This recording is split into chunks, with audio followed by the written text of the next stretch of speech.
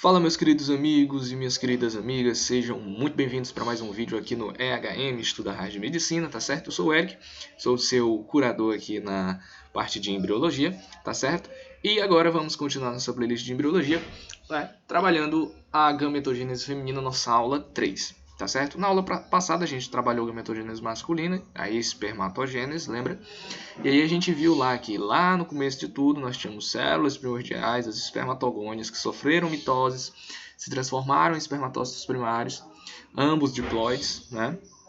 Esses espermatócitos primários sofreram meiose 1, né? Reduziram sua carga cromossômica à metade, formaram 2 espermatócitos secundários. Esses espermatócitos secundários sofreram meiose 2 equacional e se transformaram em 4 espermátides. Essas espermátides entravam no processo de espermiogênese e, por fim, surgia-se lá o espermatozoide que ia maturar lá no epidídimo. A gente viu tudo isso na gametogênese masculina com detalhes, tá certo? Agora a gente vai trabalhar a gametogênese feminina. A gametogênese feminina, pessoal, ela é um pouco diferente da gametogênese masculina, tá certo? Em termos de proporção de tamanho, o gameta feminino ele é bem maior do que o gameta masculino, tá certo? Então há uma certa, uma certa dificuldade maior em se formar o gameta feminino do que em se formar o gameta masculino, tá certo? A gente vai ver tudo isso aqui, eu vou mostrar detalhes aqui para vocês e diferenças entre a gametogênese masculina e a gametogênese feminina, tá certo? Então vamos lá. O que vai objetivar esse processo de gametogênese feminina? Bom, vai objetivar produzir o gameta feminino, que é o ócito final, também chamado de óvulo, tá certo? E onde é que vai ocorrer? Ocorre a nível das gônadas femininas, que são os ovários, tá certo? Então vamos lá. Para entender a gametogênese feminina, a gente vai precisar dividir o nosso estudo em duas partes. Primeiro o desenvolvimento do oócito, ou ovócito, tá certo? E o desenvolvimento do folículo. A gente divide para entender. Entretanto, os dois desenvolvimentos ocorrem de forma simultânea. Você tem o desenvolvimento do ócito e o desenvolvimento do folículo ocorrendo de forma simultânea. Entretanto, a gente divide por questões didáticas para a gente entender tudo bonitinho. Perfeito? Então, vamos lá. No começo de toda a brincadeira, a gente tem também aqui na gametogênese feminina aquelas células primordiais que vieram lá da parede do saco vitelínico quando o embrião estava se desenvolvendo. Tá certo? Que são, aqui no caso, as oogônias ou ovogônias, porque nós estamos falando do desenvolvimento do gameta feminino. Tá certo? Essas ovogônias são diploides, 2N, obviamente, e vão sofrer mitoses sucessivas, né, o processo de diferenciação celular, até se transformarem em oócitos ou ovócitos primários, também diploides. Esse processo é um processo que a gente chama de fase pré-natal. Por quê? Porque ocorre antes do nascimento. Esse processo, ao contrário dos homens, né, digamos assim, ele só ocorre antes da mulher nascer. Depois que a mulher nasce, não ocorre mais produção de ovócito primário. No homem, não. O homem, ele como é que eu posso dizer? Ele tem sempre ovócitos primários se diferenciando. Tá? Então, por toda a vida, ele vai ter ovócitos primários sendo diferenciados aí, tá certo? Sendo produzidos. A mulher, não. A mulher, ela só ocorre esse processo aqui antes dela nascer. Depois que ela nasce, ela não produz mais. É por isso que ela tem um número limitado aí, né, de oócitos, tá certo? Esse oócito primário, ele começa a meiose 1, tá certo? A meiose 1 é reducional. Porém, ele estaciona na fase de prófase 1, tá? Na prófase 1, na fase de dipoteno, tá? Lembra lá que a prófase ela é dividida em leptoteno, né, zigoteno, leptoteno, zigoteno, pacteno, né, dipoteno e diacinese, tá? Não tava lembrando aqui, mas tudo bem, saiu, né? Então lembra lá, leptoteno, zigoteno, pacteno, dipoteno e diacinese, tá certo? Esse processo aqui começa-se a meiose 1, nesse oócito primário antes dela nascer, tá certo? Antes dela nascer. Entretanto, ele vai estacionar em prófase 1, na fase do dipoteno, tá certo? Quando essa mulher ela entrar na puberdade, que varia muito, tá? Pode ocorrer entre 8 e 14 anos de idade, tá certo? Ou então a mais ou então a menos, tá certo? A puberdade feminina ela varia muito, mas muito mesmo, ela depende de vários fatores, tá certo? A masculina não, geralmente ali por volta dos 9, 10 anos é que o homem entra na puberdade, a mulher não, né? Ela tem essa janela de variação aqui na idade em que ela entra na puberdade, tá certo? Quando ela entra na puberdade, pessoal, ela vai ser, esse oócito, o ovócito primário aqui, estimulado pelo hormônio LH, o luteinizante, tá? Ele finaliza a meiose 1, tá certo?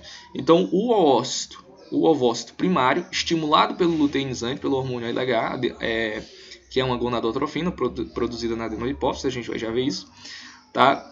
Vai estimular a finalização dessa meiose 1. Então, o oócito primário finaliza a meiose 1 e vai produzir um oócito secundário, diploide, e um primeiro corpo polar também perdão, eu falei diploide, né? Haploide, tá certo? Um oócito secundário haploide e um primeiro corpo polar haploide também.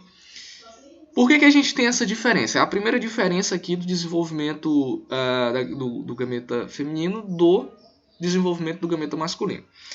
Quando o espermatócito primário finaliza a meiose 1, ele produz 2 espermatócitos secundários.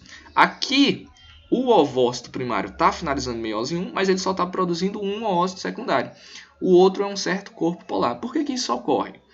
Sabe-se que, nesta situação, este oócito secundário haploide, ele possui cerca de 95% do citoplasma proveniente da citocinese, que é a última parte da meiose 1.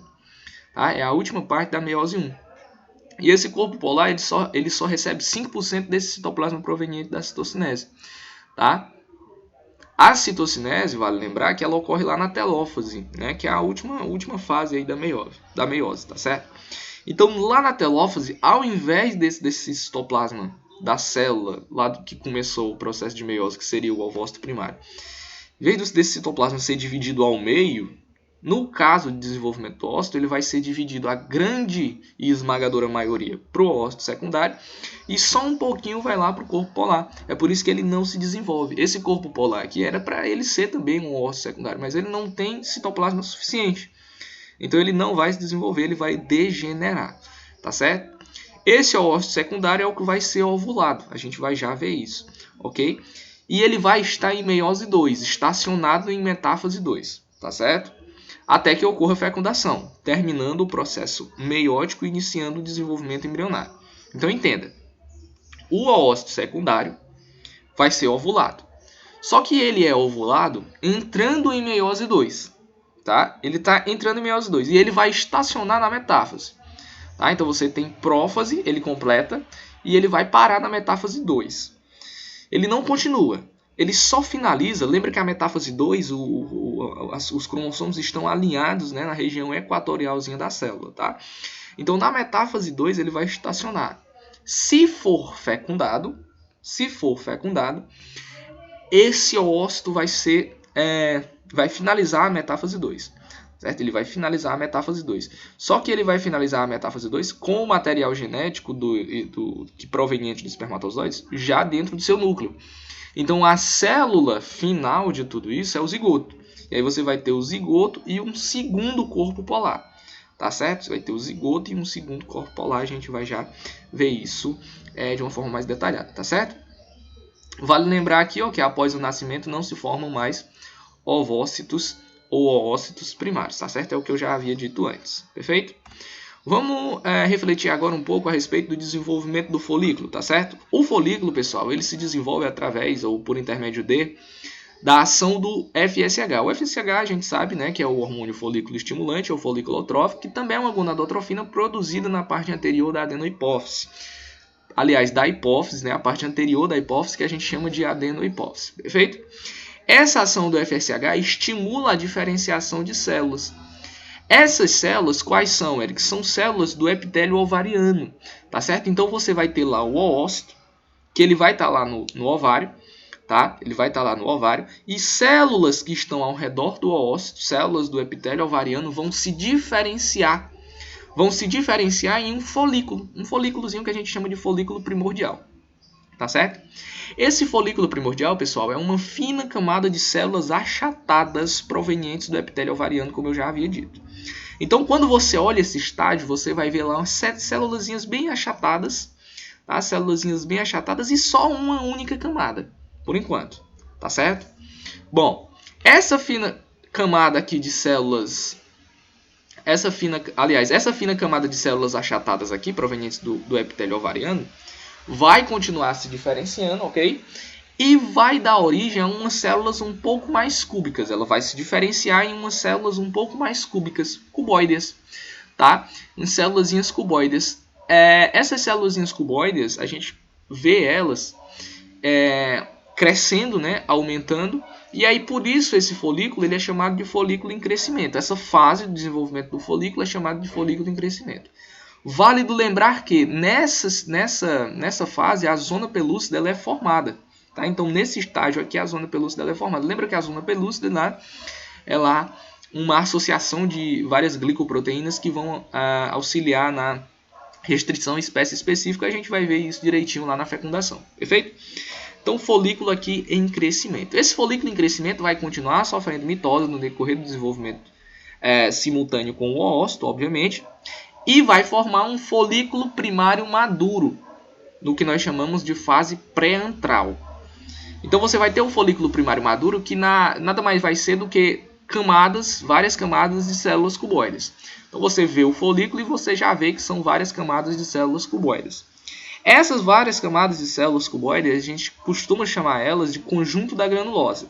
Tá? Então se você ouvir por aí essa expressão, conjunto da granulosa, essa expressão vai estar se relacionando justamente a quê? As várias camadas de células cuboides que existem no folículo já na fase de primário maduro. Tá? Esse folículo primário maduro ele vai se diferenciar, continuar se diferenciando em um folículo secundário. Na fase antral. Esse folículo secundário na fase antral, pessoal, é um folículo onde a gente já vai conseguir visualizar o começo da formação do antro, que é o que nós chamamos de antro folicular. Tá certo? Então, eu vou mostrar isso para vocês na imagem já já. A gente vai ter um começozinho da formação do antro, que a gente chama de antro folicular. Perfeito?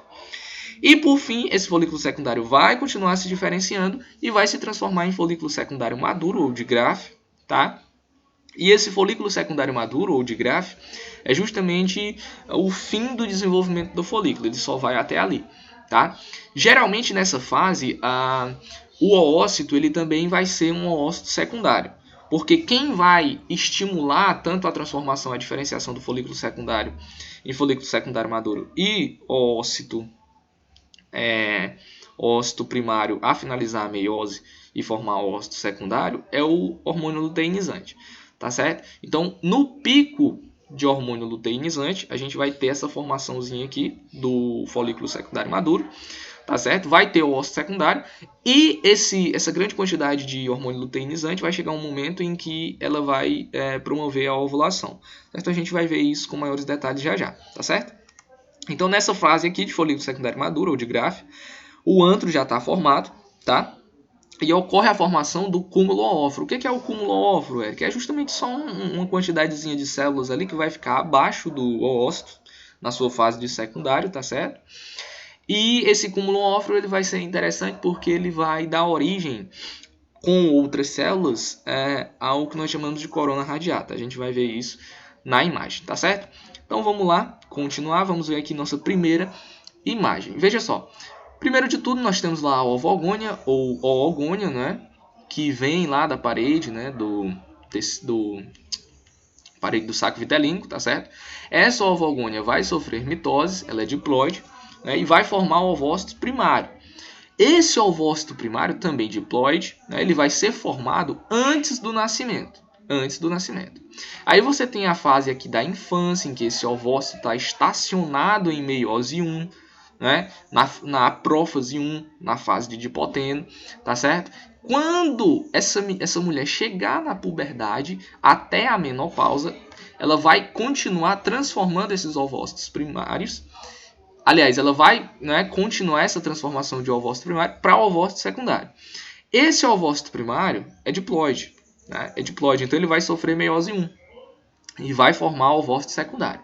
Tá certo? Vai formar o ovócito secundário. E o que mais? Corpo polar, o glóbulo polar. Primeiro corpo polar, o primeiro glóbulo polar. Ambos diploides. Tá certo? Esse ovócito secundário ele vai ficar estacionado em meiose 2, na fase de metáfase 2, tá bem? E só vai concluir essa meiose 2 se for fecundado. Então aqui a gente tem a meiose 2, completada apenas se houver fecundação. Essa célula fecundada vai dar origem a uma outra célula, que é o zigoto, diploide, tá? Diploide. Por que é diploide? Porque a gente vai ter o material genético do espermatozoide, perceba que é um pouco diferente do que a gente está acostumado, tá? E um outro glóbulo polar, N. Nas imagens, em algumas imagens, a gente consegue ver a fase de folículo secundário com o ovócito secundário. Por que eu consigo diferenciar que o ovócito já é secundário? Por conta da presença do glóbulo polar.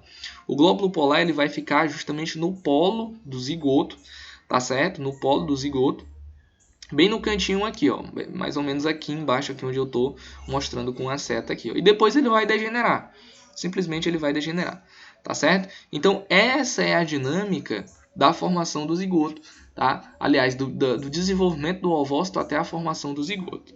Perfeito? Então vamos seguir.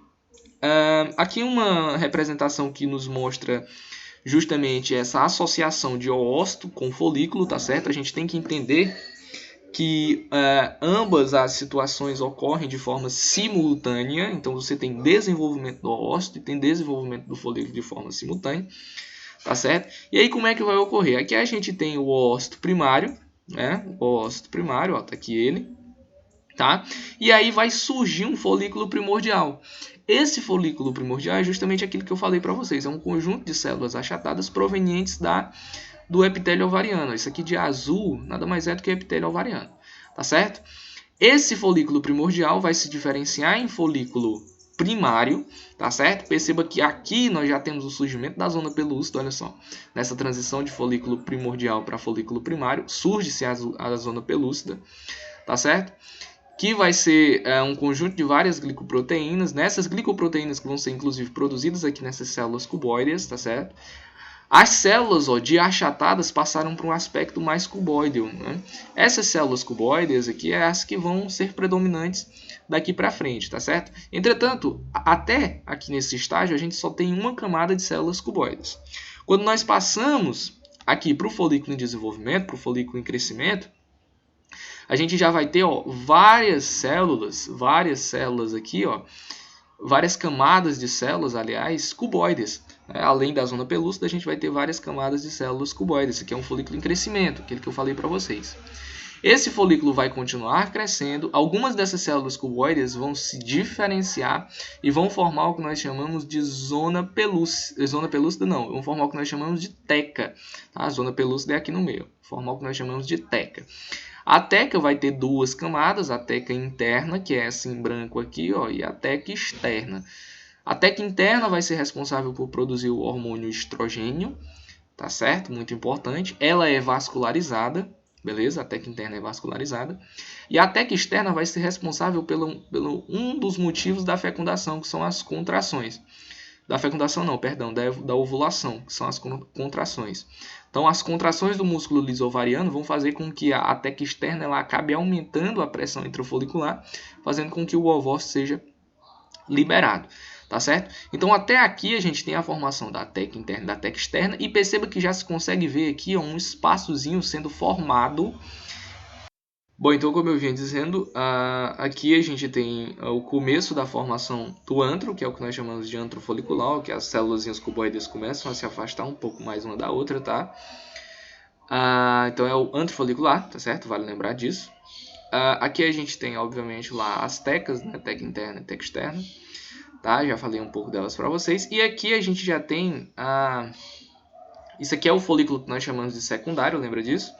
E esse aqui é o secundário maduro, também chamado de Graafi, folículo de Graafi, tá? Aqui a gente já tem o antro totalmente formado, tá certo? O antro totalmente formado, olha só, que é esse espaço de células, tá? Esse espaçozinho de células aqui, ó. E aí vai começar a ocorrer o processo de ovulação, né? A pressão intrafolicular vai começar a aumentar, ó, fazendo com que as células comecem a se... Como é que eu posso dizer? A se desorientar, a sair dos seus lugares, né? Perceba que aqui, ó, o oócito, ó, ele já está na sua fase de oócito secundário. Por quê? Porque surgiu né? Bem aqui assim, ó, o glóbulo polar, o corpúsculo polar, tá certo? Pressão intrafolicular vai aumentar e isso aqui, opa, volta aí, e isso aqui, esse oócito vai ser liberado, tá certo? Vai ser liberado. Grande parte dessas células aqui, né? Lembrando que isso aqui, pessoal, é o que eles chamam de cúmulo óforo, é justamente essa partezinha aqui, ó. Nessa imagem aqui não dá nem para diferenciar tanto o cúmulo óforo, mas é como se fosse aqui esse conjunto de células que arrodeiam aqui, ó, o oócito, tá certo? Então ele vai ser eliminado aqui, ó, esse oócito na ovulação, tá certo?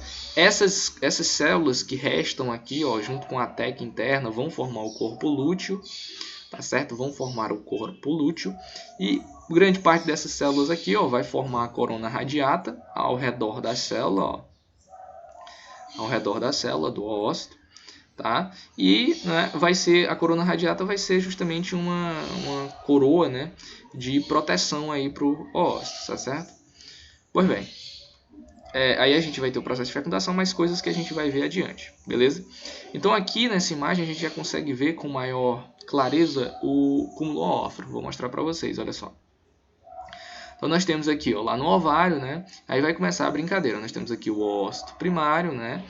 Aqui o folículo já na sua fase de folículo primário, não mais de folículo primordial, né? Vai continuar aí se desenvolvendo, ó lá, a gente já vai ter aqui um folículo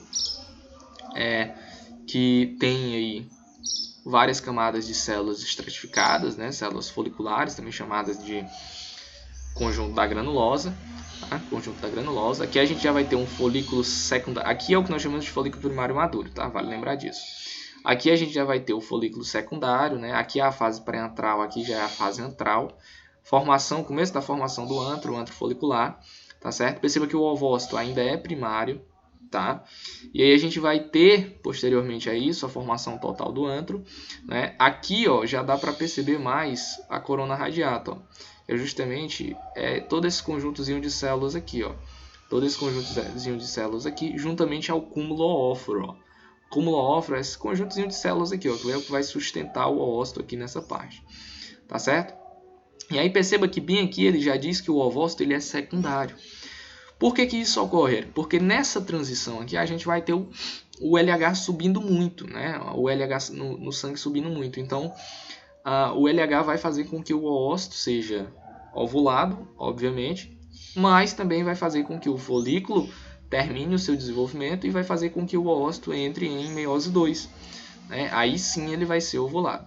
Perfeito? E aqui fora a gente já tem aí, ó, a corona radiata, a zona pelúcida, o núcleo do oócito, tá? Ó, aqui um corpo polar, o segundo corpo polar, tá certo? O segundo corpo polar, porque aqui ele já está considerando que houve a fecundação, tá certo? Para que haja o segundo corpo polar, mas a gente sabe que o segundo corpo polar só surge depois da fecundação, né? Com a finalização da meiose 2, tá? Então aqui a gente tem o primeiro corpo polar e por aí vai, tá certo? Bom, a gente precisa entender também um pouco da ação hormonal durante o processo. Vários hormônios vão aparecer durante esse processo de desenvolvimento do ócito, do folículo na gametogênese feminina, tá certo? Um desses hormônios é o hormônio FSH, ou folículotrófico. Esse hormônio ele aciona a maturação do folículo, assim como ele também é responsável lá pela como é que eu posso dizer, pela maturação também, não a maturação, mas pelo estímulo do processo de espermatogênese, tá? O FSH, como a gente já viu na aula passada. Esse FSH ele vai estimular a maturação do folículo, tá? Então ele vai fazer folículo primordial se transformar em primário, se transformar em primário maduro, se transformar em secundário maduro, tá certo? No processo de maturação, a teca interna, lembra da teca interna, que é vascularizada, vai produzir estrogênio, que também é um hormônio. Esse estrogênio, essa produção de estrogênio induz a adenohipófise a produzir o hormônio LH, que é o hormônio luteinizante, tá certo? Esse LH estimula o oócito primário a diferenciar em oócito secundário e estimula o folículo secundário a se converter em folículo secundário maduro ou de Graff. Mais à frente, o que sobra do folículo após a ovulação é chamado de corpo lúteo, eu falei para vocês, e será responsável por produzir progesterona, que é o que vai sustentar a gravidez, tá?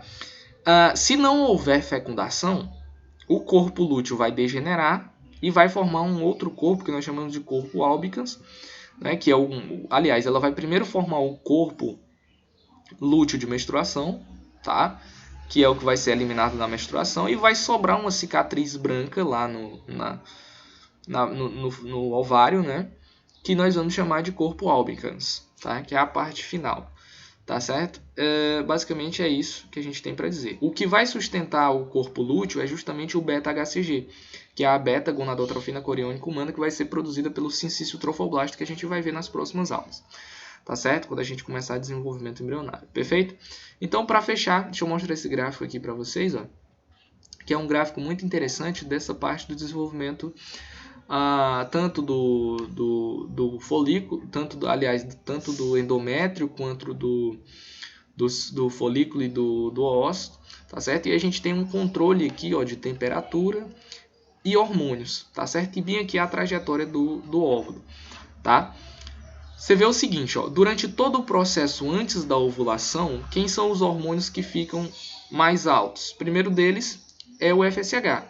Tá? O FSH ele vai estar sempre, ó, alto aí no processo do desenvolvimento do folículo, tá certo? Depois o LH ele começa a aumentar junto com o FSH, eu percebo que os dois estão aumentando ao mesmo tempo. Só que vai chegar um momento em que o LH ele vai estar muito mais alto do que o FSH. Então ele vai inibir o crescimento do FSH. Eles começam a crescer juntos, ó, mas vai chegar um momento em que o LH começa a crescer mais e inibe o crescimento do FSH. Depois o LH cai, depois da ovulação, né? Diminui muito, e os dois, FSH e LH, diminuem até se manterem constantes. Perfeito? Vale lembrar o seguinte também, ó. Aqui a gente tem os hormônios ovarianos, né? Esse aqui são os hormônios hipofisários, esse aqui os hormônios ovarianos. É o estradiol, o estrogênio, tá? E a progesterona. O estradiol ele vai estar bem alto aqui, ó, antes da ovulação. Ele tem um pico, né, de estrogênio bem alto, tá? Obviamente, por quê? Porque o estrogênio vai estar estimulando a produção do LH, né? E depois ele cai. Depois que ele cai, a progesterona, ó, começa a aumentar bastante, porque aí a gente já vai ter o corpo lúteo produzindo progesterona. Perceba que aqui em cima a gente já está com o corpo lúteo. Se o óvulo não for fecundado, essa progesterona vai diminuir até cair, né? Até não ter mais como ela ser produzida, porque ela vai ser produzida pelo corpo lúteo, tá certo? Perceba também, ó, que a progesterona ela vai estimular a maturação do endométrio, ó. Então é o que nós chamamos de fase lútea. Fase lútea tá aí, ó.